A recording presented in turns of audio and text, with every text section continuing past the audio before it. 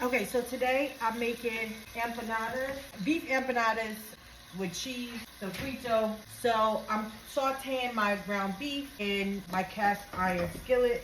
I'm gonna let that cook until it's brown, probably about 10 minutes. And then I'll be back because I'm gonna add the sofrito and then the tomato sauce. Now it's time to drain the ground beef, all of that oil, and then I'm gonna put it back in here. Okay, now I'm gonna add the tomato sauce and the sofrito. So I'm adding the sofrito. It was frozen. It smells so good in here. This was like a pound of ground beef, and the sofrito was I think like 10 ounces, and then the tomato sauce is 8 ounces. This smells so good. Okay, now I'm gonna add the tomato sauce, and I'm gonna let that cook for a medium low for about 10 minutes. Okay, so it's been cooking for about 10 minutes. It has to cool down, obviously, before I make the empanadas because it's too hot to add to the dough. So I'm gonna let this rest, cool down a bit, probably for about 30 minutes. I just wanna taste it.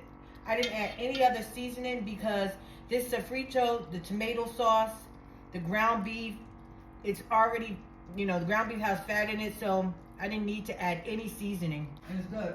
If you add seasoning to it, you won't be able to eat it. That's how salty it'll be, seriously.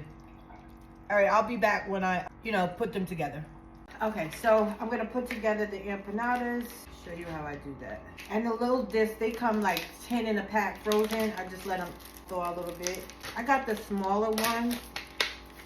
It's a cute appetizer or like grab and go if you have children, or like my husband could take it to work. So I'm just gonna throw a little bit of flour down. Yeah, I'm just gonna throw a little bit of flour down just so that they don't stick.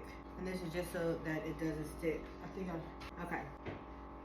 I'm just gonna throw it down and roll it up. Leave me a comment on like some tips how you make your empanadas. I know some people, if you really know how to, first of all, you can make sofrito from scratch. You don't have to buy the Goya frozen at the grocery store. It's just basically onions, like peppers, garlic.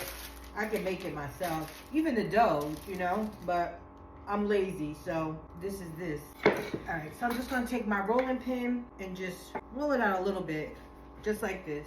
I put the flour so it doesn't like stick on my countertop, the dough. You don't wanna roll them too flat, but just flatter than what they are. But these are great treats, like I said, for your children, your spouses.